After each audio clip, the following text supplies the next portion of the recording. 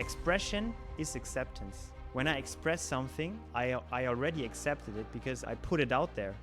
I cannot express something which I don't accept. And so this is why I love working with psychedelics on my own and working with psychedelics with my clients, because it's a very direct way into the fact that you can change your perspective. Hey guys, what is up? Welcome to another podcast episode. Today's guest is Quirin Erker. He's a good friend of mine, and Quirin is a lover of philosophy, devoted practitioner of Capoeira. He facilitates one-on-one psychedelic experiences, and as you can expect, with this combination, this guy has a lot of interesting views on life. This was a very fun conversation. We talked a lot about embodiment and everything that he does. So if you want to find out more, keep on listening and enjoy the episode. I'm a transformation artist and coach for authentic self-expression. What does that mean? That means I help people to step in their truth, and I do that via 3 different services. And one thing is one-on-one coaching. The other thing is I do trip sitting, so I accompany people on their psychedelic journeys. And the third one is I do embodiment rituals. And these are the 3 services I do. I have a background in philosophy, and I explore life and consciousness through different mediums. One of them is movement. And what I learn, I try to share, and I try to experiment and explore with other people in these 3 things that I came up with. That's like super cool. I haven't met any other person before that combines all these disciplines into a job or into a profession. So you talked about embodiment and how embodiment probably also plays a role in your other 2 branches. What does embodiment mean to you? So I think that, especially with my background in philosophy, what we do in philosophy is we create stories, basically. And this is the basis of my coaching, is to realize that we can create our own story, a story that serves us. And second is that by learning different perspectives, we can enrich our story, and we can sharpen our story and make it a story that serves us the best possible. And so embodiment would be to transfer this story that we create by talking, by reflecting, by reading, also maybe by exploring, to transfer this story into the physical realm, one could say. So this is a very broad definition, I would say. But in my rituals that I do, the embodiment rituals, we go into the body, and we create, we make physical movements that embody certain stories that we want to live by. For example, what I do in these rituals, movements like this, and you break free from whatever you are carrying, or we fight with each other, or we dance. And so what that does is to basically teach the body how we want to live. I mean, we all know that the way you stand, the way you walk, it changes what you think of yourself. It changes what you think of the world. So this is how I would define embodiment. Yes. Yeah, I like that. It also goes a little bit into the direction of what I heard from, for example, Tony Robbins, this public speaker who also speaks a lot about power poses. For example, whenever he does a show, he goes like 3 times like, yes, yes, yes, before to really embody that. And yeah, again, to embody it. So maybe to specify a little bit, like what are some powerful techniques that people can use for embodiment, or that you use for embodiment, right? So or maybe like you covered some techniques, but more, why is it so important? Because you said for once we have these stories in our minds, then you said we have to bring them into the body. Like, does that mean that the body is a separate instance, or like why is it so important to embody? Yeah, I mean, we in the West, especially in the Western philosophy, we tend to separate mind from the body, but and also reflecting, thinking, talking are things that happen in the mind. There is a certain division, but in the end, it's connected. And to cultivate this connection, we can do these practices. I mean, for me, honestly, for me, it's all a flow where the things come together. For me, the most powerful embodiment practice is dancing, because dancing for me is a way of communicating with another person. For example, if you dance together, but also it's a way of expressing what's inside of me in movement. And when we do this, we can transform and integrate our inner world. So if for example, when I'm sad, or if when I'm angry, I go in my space. I'm at home, and I put music on, and I go into this feeling, and I make movements that my body comes up with when I'm in this feeling. So when I'm angry, I might punch a pillow, or I might scream. There are theories, and there are concepts connected to this. You can look it up, emotional release, stuff like this. But how I tend to do is basically, how do I feel, what's happening in my sensory system, and when I give these things that are there and that are bothering me, when I give them space, when I give them a channel through which they can express themselves, through which they can go from my inside into the world, this way I can transform it, and this way I can accept what's happening, because expression is acceptance. When I express something, I already accepted it, because I put it out there. I cannot express something which I don't accept. And by accepting what's happening, by expressing what's happening, I can transform and integrate what's going on inside of me. That's so interesting what you said. The expression is acceptance. I never heard that before. I never thought about it, but it makes a lot of sense. Like in the moment, we all probably know this situation. Like there's something bothering me that you're doing. Like just an example, nothing's bothering me. Everything's good. Don't worry. But I'm building up resentment because I'm not saying anything. But like the second I say it, like all the pressure, all the tension is relieved. And okay, we might get into a conflict, but it's a very different level on which we are now than if I wouldn't say anything. So what would you say makes dancing so effective then? What about that? Because you highlighted that you say dancing is like one of the best ways to embody, right? Well, first, it makes sense for me because I'm naturally drawn to it. It's my medium of art, because probably I'm also naturally drawn to it. I'm naturally good at it, maybe also. Maybe there's one part why I highlight it.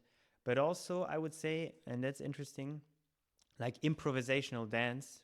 What's improvisational dance? It's you go with the impulses that come, and you don't hold them back, or you don't reflect on them, but you immediately, when an impulse arrives, you give it space. And this is also what's a huge part of the coaching. Sometimes depends on who I'm working with, but what's holding us back is oftentimes we have an impulse. There's something we want to do. There's something we want to say. There's something bothering us, and we don't follow the impulse because there's something holding me back. And so when I dance, when I do improvisational dance, I practice basically to follow my impulses, and to not care what's coming out of it. When I do impro dance, and when I go into my alchemical embodiment practice, or however you want to call it, I do weird stuff. I do weird faces. I spit on the ground. I do weird noises. But this is a way of teaching my system that it's okay to let it out. It's okay to follow my impulses. So basically, what I hear is, for one, it's important to have a connection, like, because I'm trying to make this understandable to the person listening, what they can take out of it. So the first point is it's important for them, drawn to it, right? So, for example, I like dancing. But for example, I don't know, if it was about playing football, I hated it always. Could also be a form of embodiment, but not for me in this case so much or as effective, because I just don't like it naturally. So that would be like one point. And then the other thing that I hear is you like dancing so much, or dancing is so good as an embodiment practice because you have this huge toolkit, right? There's not like in football, okay, you kick the ball and you run after the ball. I'm not trying to hate on football here, but just to make a point. And in dance, or especially your discipline of dance, there's not many rules, so to say. So you have all these different options available at all times, which makes following your impulses so easy or so accessible, right? How would you then, because now the next step would be, right, you have the impulse, but you're maybe blocked or you maybe something inhibits it. What would be some tip or technique that you would do to then get the impulse out? If you're feeling it and like noticing it is the first step, right? But what if you're too shy or whatever to do it? What would you advise people to do then? So you mean an impulse in life in general? There's something I want to say, but I can't say it. Yeah, I was talking about dancing, but that's even better. That's even better. Like, what would you say? Yeah, let's do that. I like that even more.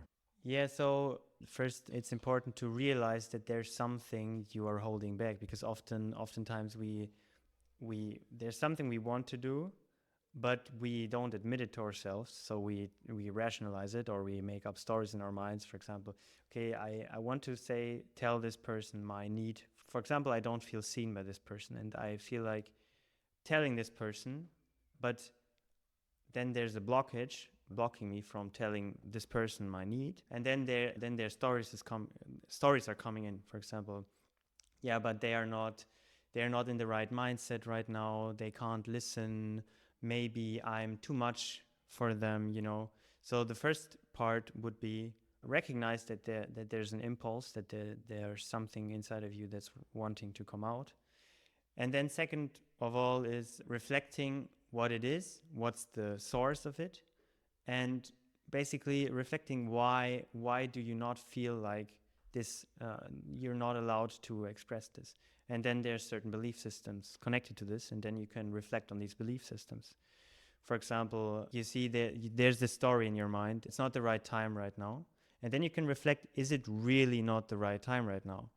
Like, because sometimes it is really not the right time, but then you can check, is it really not the right time? How often is the right time? How perfect do the conditions need to be that I can communicate my needs? And then you might realize, okay, most of the time these conditions are not there. So is it really true that it's not the right time? And by questioning your beliefs, by reflecting on your impulse, the thing that's holding you back, you can come up with, you can reflect on it. And then the next step is basically teaching your organism that you are allowed to follow your impulses.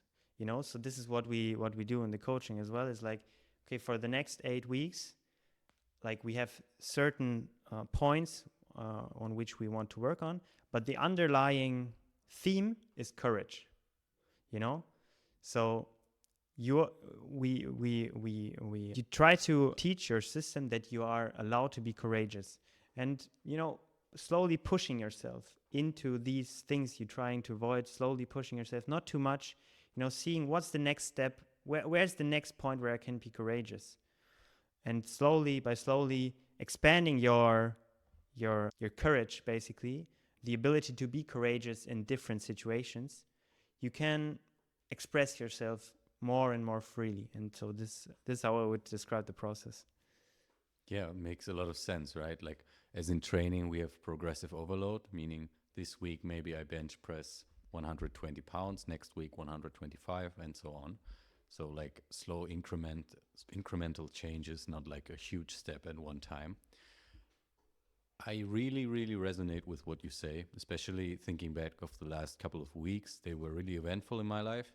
And I had some situations which you exactly described where I was like, now is the time to say something, but I don't feel like doing it.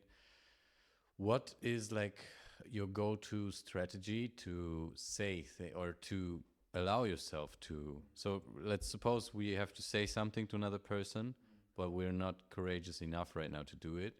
So what would be a step to recognize it at first and to not get caught in the pattern? And what would be a technique to get over the fear, like in the moment itself? Like how do you deal with that? Well, I would refer to some of the things I already said. So to recognize your patterns, it's first important to to focus on a specific point in your life, because there's the life is very complex. There's you have things you can grow in everywhere.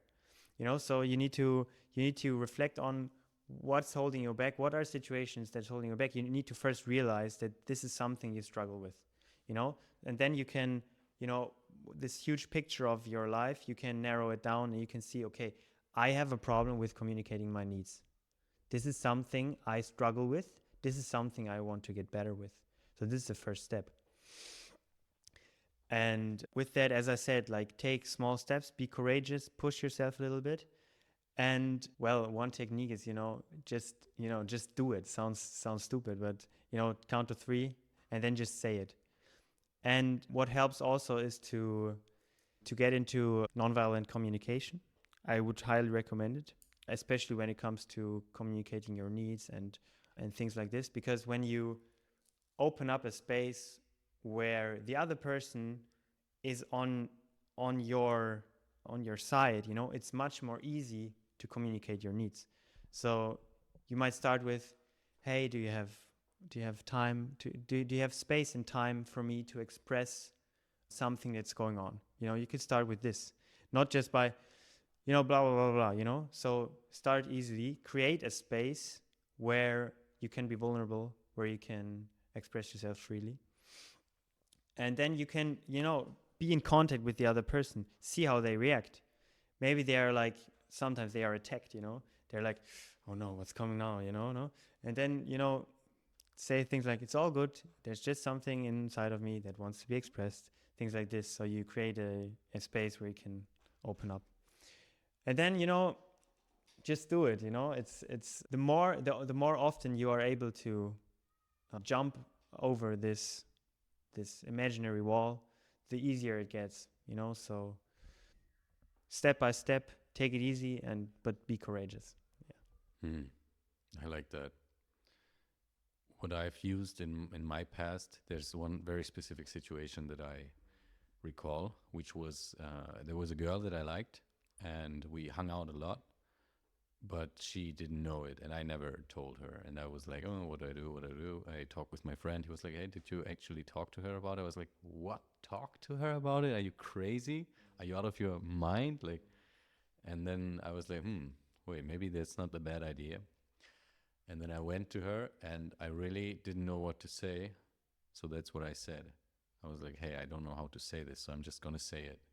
And in that moment, there's like this door open, but it's not just open. You burst it in, and there's no way of closing it again, because you can't wiggle out of that situation. If you say like, oh, no, nothing, the other person is going to be like, no, what? No, tell me. And then the pressure is on. That's just how I work. I need pressure. Without pressure, I don't work that well.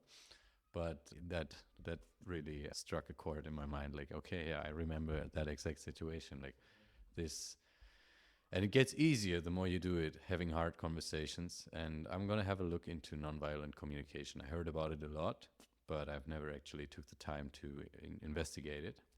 So that is a big takeaway for me already here. And now that we've gone into this sector of contact, of human contact, I would like to dive a little bit, or to make a turn towards one of your other passions, which is capoeira. Yes. Which is also, it thrives from improvisation, right? Maybe you could talk a little bit about, like, really short, really concisely, what it is and how you got into it, and what it is, why you keep doing it. Like, why do you keep doing it? I'm really glad Why don't that you you stop? asked. Yeah. Why don't you stop? Yeah, I will never stop, man. So what is capoeira? The question is not so easily answered, but to make it short, it's a Afro-Brazilian martial art, but that's only part of the story. So this is the first thing I would say when someone asks me what it is. Second, I would say is it's a ritual. And the third thing is what I would say it's a language. So that's quite abstract. So first, it's a martial art. That means you learn certain movements that have a character of fighting. There's always an attacking part of the movement. When I attack my partner, the other one defends. So, martial art. Second one, it's a ritual, meaning when we practice capoeira, ideally, we practice capoeira in the roda. And the roda is a community coming together, building a circle, singing songs that have the origin of slavery in Brazil, singing songs and playing music. And in this circle of people coming together, creating this space, there's two people communicating, speaking the language of capoeira. So this is how these three come together. So this is what capoeira is.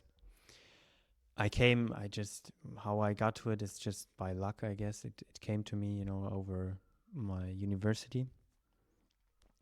And what fascinates me the most is that it combines these three things. And in capoeira, there's a lot of things involved that I'm really passionate about. So we have this ritual, we have we co-create a space where we can come together and transform energies, basically. When I come to the roda, maybe I'm sad or I had a bad day, I can go into the roda and I can play capoeira the way I feel, I can express what I feel in my movement. And then there's this other person that can answer to it.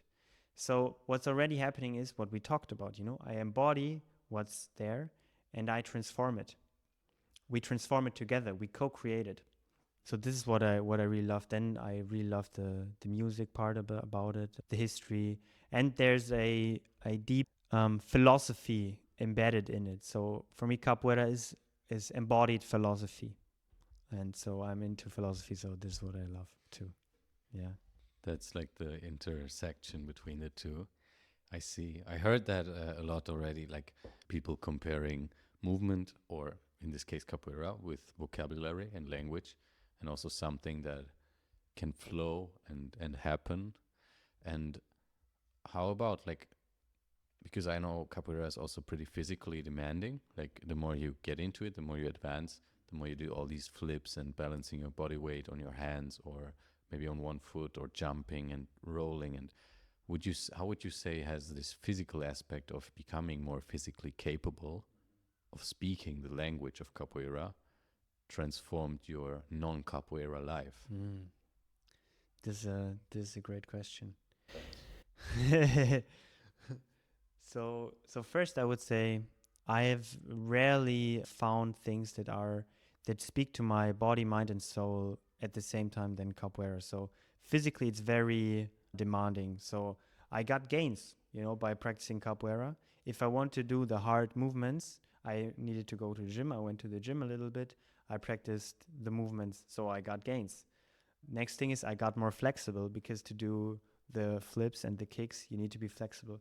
So by getting into capoeira, I had a framework where I could advance, and where it was so much fun to learn these things, because I could talk. I could, the things I learned, I could express with another person. I could communicate it. So this framework motivated me a lot to change my body, to get more healthy, basically. And I feel better, having gains, being strong feels good. Being flexible feels good. I walk differently through the streets, So this is the first thing. And then the second thing, which I really love, is that the philosophy of capoeira, which I talked about. So I said capoeira is martial art. It's a ritual, it's a language. And the next thing is it's a game. So you play capoeira. You don't say you fight capoeira or you dance capoeira, but you play capoeira. And you play it with another person. But there's never a winner or a loser. You play for the sake of playing itself. So this is the first thing. There's like principles I get out of capoeira right now. So first thing is you play for the sake of playing. Second thing is that the more you get into capoeira, the more you understand the language, the more you learn something that's called malicia. And malicia is something like being street smart. You know, you you do one thing, but in the next moment you do another thing. You try to surprise your partner because it's just more fun. You mess around with each other. You tease each other. That's the capoeira soul, is like messing around. So what I learned in capoeira as well is to be street smart, to be smarter than my partner, but not for winning or to get power, but just because that's the game. And it's a very good parallel to life. What's the meaning of life? You just live for the sake of living itself. And there's no winner or loser to life. It's just what's happening. So this is the first thing. The second thing is to survive in life, to have a good life, you need to be street smart. You need to manipulate the world so that it serves you, because otherwise it doesn't serve you. And to have a good life, I need to see what's going on, and I need to find ways to slip through, because when we always stay in the structures that are created for us by society and by the state or whatever, I found for myself, I don't live a good life really. So I need to reflect, okay, what's the structure here, and how do I go through the structure in the way that serves me. That doesn't mean I will be some scammer or shit like this. This would be a wrong understanding. But it just means, to be smart in life, and to move freely between the structures that are given. Yeah. So you really learn in capoeira, you embody things that serve you in life in general, I would say. And you teach your body these things. And so it's, for me, it's magic, it's alchemy. That's a really nice answer. And immediately something comes to mind. So in yoga, or as they call it in India, yoga, it's basically also a philosophy, right? But it's also, what is it? Like, we have some anecdotes that it's like transmitted by higher forces or Shiva. whatever, by Shiva, exactly, to the humans. Then we have the stories that it was channeled by some people sitting on a mountain in Rishikesh, meditating for years, abandoning society, leaving everything behind just to connect with the divine, everything. And then we have Quirin, who's 40 years old, who has some back pain and lives in the USA, and then she goes to a yoga class 3 times per week and doesn't give a shit about all the woo woo woo woo, get your mind in action. She just has the physical benefits of it. But when you look at it, I don't know who it's from, but this quote that yoga is dexterity in acting. Do you know what dexterity is? It's Geschick. So it pretty accurately describes what you just said, meaning like ways to, like, street smartness, like being dexterous, like, or I don't know how the adjective is called in English, but having dexterity in your acting and being there, being aware, being like, okay, now this person is trying to pick a fight with me or is trying to get on my nerves. How can I manage this situation in the most skilled way possible, right? And viewing every possible situation as a possibility rather than a nuisance and being like, oh, this happens to me again. More like, okay, this happens to me again. How can I act in a way that makes it more fun, makes it easier, makes it more, right? Because things in life, of course, they happen, but it's in your responsibility to let them happen in the way that serve you the best, right? Sometimes stuff happens, we cannot control it. A family member dies, relationships ends, whatever. But for example, if you never ask, you never receive. So when I started with the coaching I'm in right now, I was constantly just trying to do what I can. For example, in the forum, in the community, I was answering all the questions. And then the head of the coaching, we started talking, and I was like, hey, I want to work for you, right? And if I hadn't done that, I wouldn't be where I'm at now. But because I did that, and because normally, like, the system tells you, no, don't ask. You don't ask that. There's a person in power. But if you look at it, we're all just large children trying to manage and make sense of what is happening on this planet. And that's why I love the analogy you just made, right? Like it opens your mind to what is possible and what is all what you can do, basically. That it's not like just black and white, that there's all different colors in between. Exactly, exactly. Yeah, beautifully, beautiful. I didn't know this connection of yoga, that this is part of it too. But yeah, this is really interesting. Another thing that comes to mind for me is that in capoeira, you mentioned the improvisation part, is that you never know what's happening next. You know, the other person might put a brutal kick from the left, or do a backflip. You don't know what's happening, so you expect the unexpected. You know, so this is a great skill in life too, right? Because you never know what's going to happen next, and but you need to react to what's happening anyways. So this is what you do in capoeira. You give something out and something comes back. You don't know what's coming back, but you need to quickly react to what's happening. And so this flow is created, this communication of, it's really a higher intelligence taking over. I don't know which next move I'm gonna make. Okay, so far I'm not high level, so I'm like this, okay, and then I'm like, okay, now this move because it looks cool. But ideally this is not what's happening anymore, but it's okay.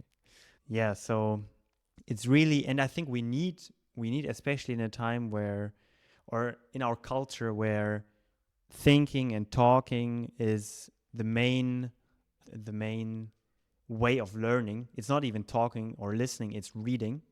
We need to find ways to learn these things, what did we talk about, but to teach these things to our body, because we're embodied beings.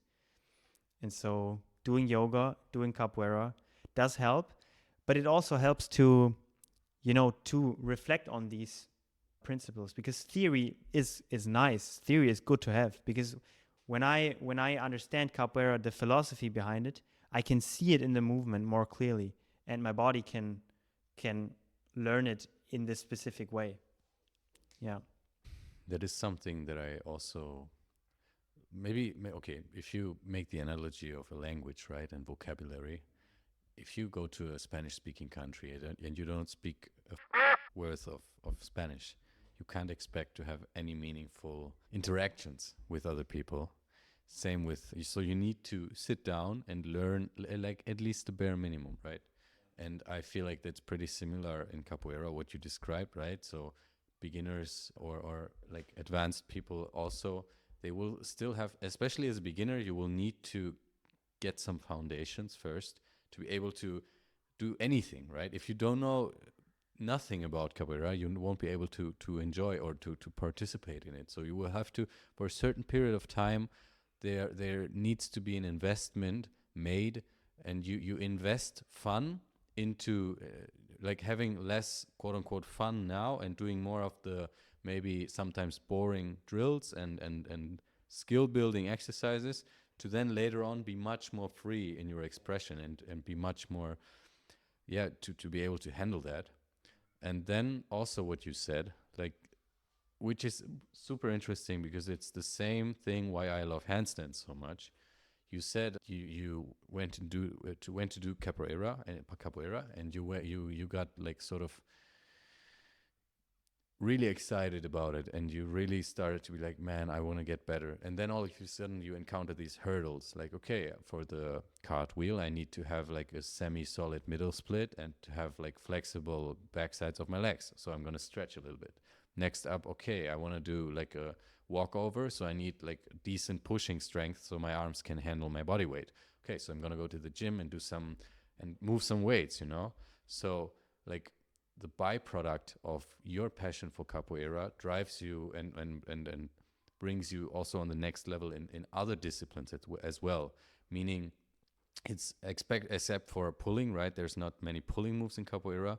It's pretty holistic in the sense of it will, if you want to get to a certain point, you will need to improve your flexibility and your strength to that point as well. Definitely. And that's the exact same like in handstands, for example, why I right. love it so much, because it just teaches you so many things on the on the, like, you like it on the surface, but in the depth or in another deeper level, it teaches you, and you need to learn so many different things.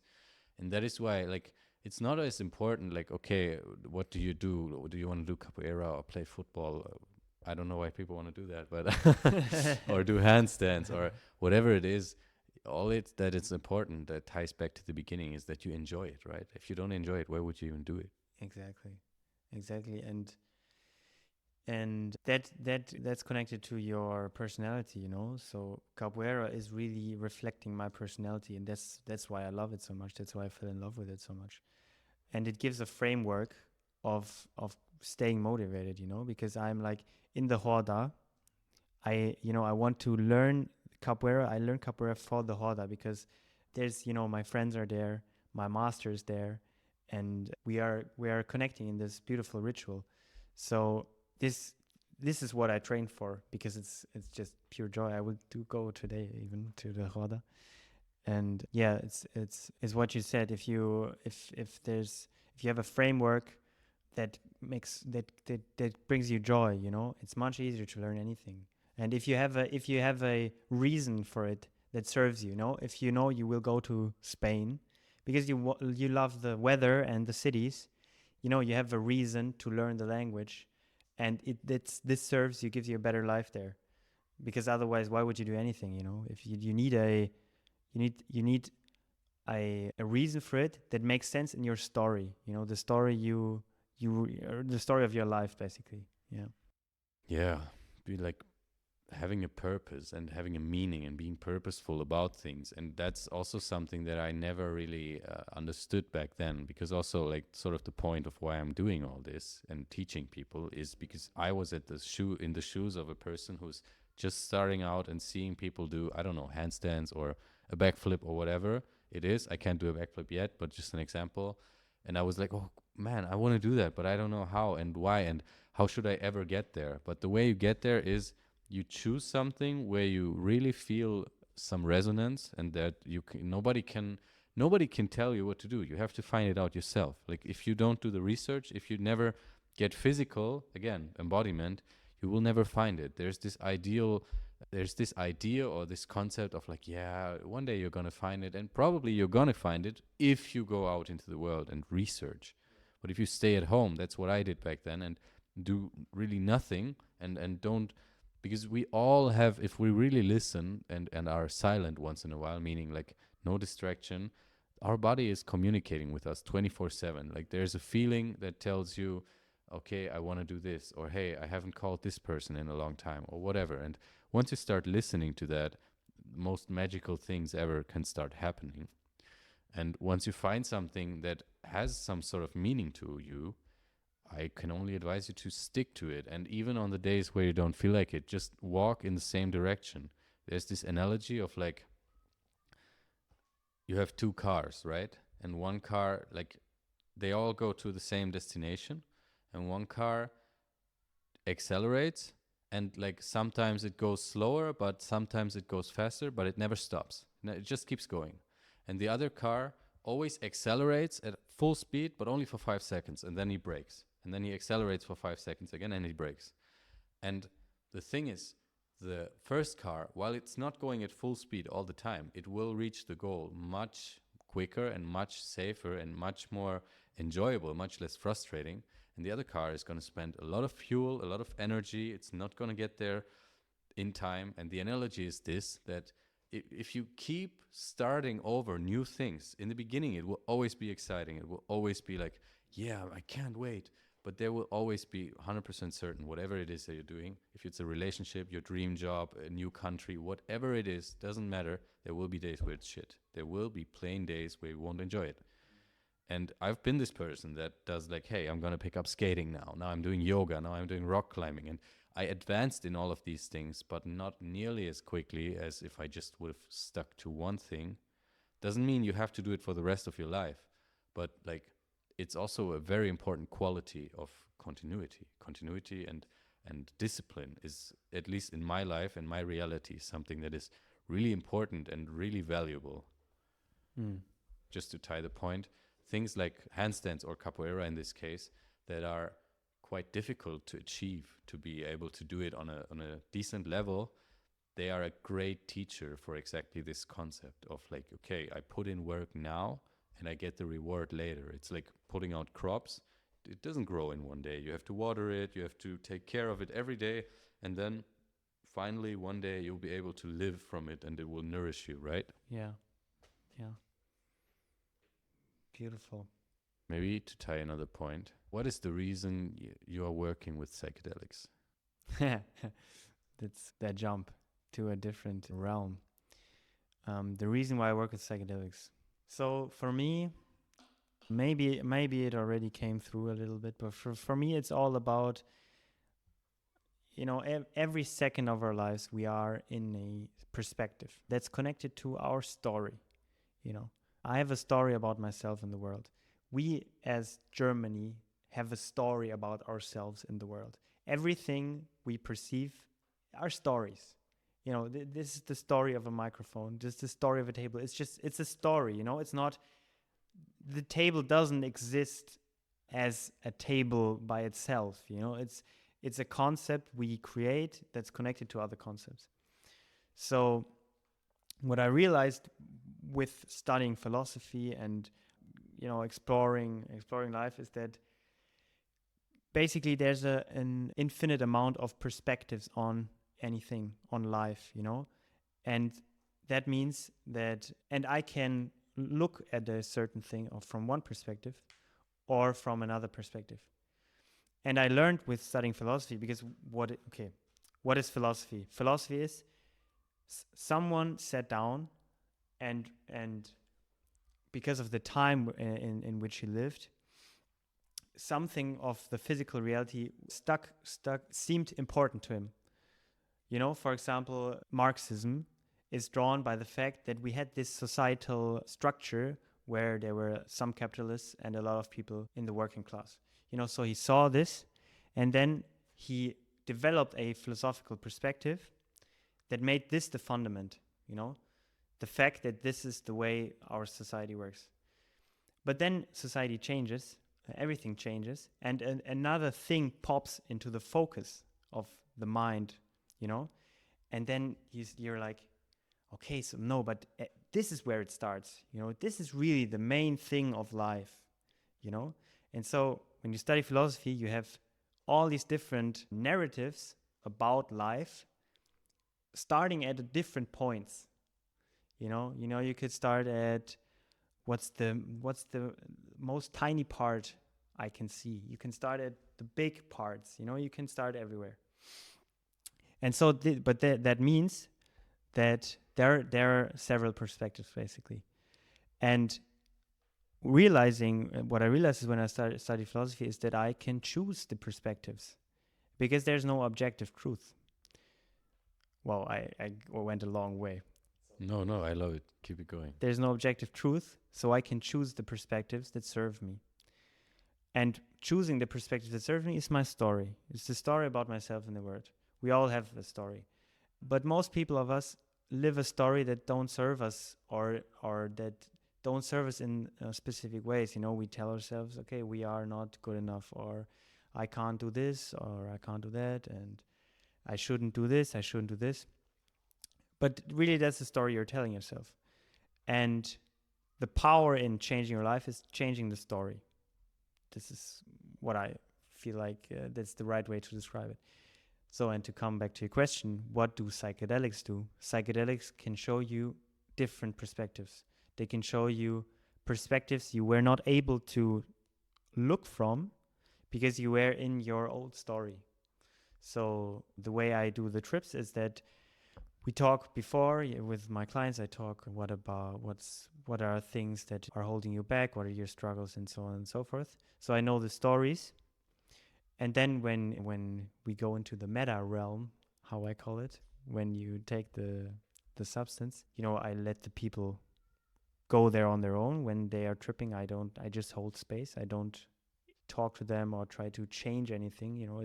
They go inside themselves. They go into their own process. But afterwards, we reflect, we reflect on the same struggles, and oftentimes we can find new perspectives. We can find new angles. And by finding new angles, we can change the story. And so this is why I love working with psychedelics on my own and working with psychedelics with my clients, because it's a very direct way into the fact that you can change your perspective. Yeah. And then you can do it. Which is not so easy. You need to work on it. It's not that you trip and then everything changes, but you can see the things from a different angle, and then we can go to that angle, and work from there. So it's basically like a zoom out of your current situation, like a permission to view it from a different point of view than you normally are, because normally you're stuck, you're like glued to it, and it's like the solution that dissolves the glue, and for like whatever amount of time allows you to see other parts of the city or building, or in this case story you're living it, to then be able to evaluate, okay, what maybe another part of this story serves me better, or of my whole concept of Enes or whatever serves me better. It's also something that I've experienced. But it's really important to have an intention, right? Like this is then also your role, right, as a space holder, isn't it? Yeah. So in the talk we have before, we talk about what's the intention. I'm really careful with the dosage. We talk about the history. Do they have experience with substances or not? Do they have cases of psychological illness in their family, and so on and so forth? So intention is very important. The set is very important. The setting I provide, and with the space I give them. Intention is really important to again have a reason to do it, to have a framework to step into it. But with psychedelics, it's really interesting that I do the talk with my clients. I ask them certain questions, and then in the end I say, okay, this is it, but now let it go. All of this stuff you just said, let it go. Because as you may know, when we take substances, the things that we had in mind when we got into the realm, they might not be of importance anymore. And what's the worst thing you can do is to hold on to things when you trip, to try to control. And what could happen is that, okay, I have an intention, I wanted to reflect on this thing, and then this thing doesn't show up, it doesn't come up, and I try to force it in that direction. That's not a good idea. So intention is important, but at the same time, it's important to let the intention go. And I think this is a great analogy for life as well, So we need strong intentions, but when we are on the journey, when we do the things we want to do and we know why we do them, things might come up that we didn't expect, And then it's a huge skill to let go of the first intention. Maybe it might be important to stick with it, but sometimes the goal changes on the path, And this is also something with that maybe we can connect to what we already talked about, that this is what street smartness is, not stick too much to what you wanted to do when you got there, because suddenly everything changed, Be flexible to go with what's coming, but be reflective about it, and have a framework, have a story that guides you through these things, Yeah, like the word control. I really like this, the way you put it, and also with control, right? So it's something very natural for us because for a lot of people, control is associated with safety, and what we all want is to feel safe. And I can tell from my experience that the more I try to control things, the less it actually works out and the less safe I actually feel. It's a very difficult skill, but there have been many instances where I've been in a situation where I was like, I need to control this now, whether it's my emotions, my other person with me, my state of being, my whatever it is. The more I tried to control it, the worse it got. And then somebody told me like, hey, what's so wrong about just accepting what is? And then all of a sudden it's just all away, and all of a sudden I'm good again. And it's the same with like wanting to achieve basically any outcome, whether it be personal development, learning a new skill, learning handstands, learning to be better in capoeira. It's good to have a general direction, but to also, exactly what you said, be spontaneous, be flexible, and be like, now this doesn't work. I have no control over this, but what do I have control over? And to focus on those things, because those are the things that will yield the most results. Focus on what you can actually control. Mic drop. Well said, Enes. Thanks. So it's been an hour. I would say it's a good point to sort of round things out. And before we go into the sort of ending, is there anything that's still left unspoken from your side that you want to touch more on about? So one thing I would say, try capoeira. Because from my experience, because I'm so passionate about it, and I was in Bulgaria, I traveled around a little bit the last weeks, and when I talk about it, people are interested in it, and then I teach them a little bit, and I see how it connects to them. So if there's one thing I could say is that just go to a capoeira roda, experience it yourself. For me, it's really magical, and it's not such a common thing. You know the moves, people who do capoeira, maybe cool moves, but to witness the ritual, this is something I can recommend. And other than that, I can definitely recommend to work with me, of course. I'm glad you didn't say do psychedelics. What is, touching on that exactly, like what is the way people can work with you? If somebody now found out, hey, I want to learn more, where can they find you? How can they work with you? Yeah, so you can contact me over Instagram, basically.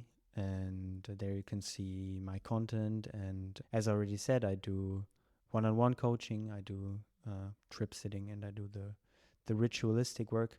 I'm in India the next 2 years doing my master's in Buddhist studies there. But so that means that I mostly can do the one-on-one work. But if something I talked about resonates with you, we can, and you might have something I could help you with. I already work with people that in a context that's disconnected from these two services. So yeah, I have room, I have time, and I'm passionate to work again with people. And so if you feel drawn to anything, just check out my Instagram, and from there you can connect with me. Amazing. Links will all be in the show notes. You will find everything you need there. Quirin, thank you so much for this. It was a lot of fun. And enjoy your capoeira class. Yeah, thank you, Enes, man. It was really, really lovely to reconnect. Thank you. All right, guys, that is it. Thank you so much for listening. I hope you learned something. If you did, it would be great if you could share this episode. That would mean the world to me. It would help me reach more people, provide more value. Anyways, I really hope you enjoyed this and wish you a nice day. Bye.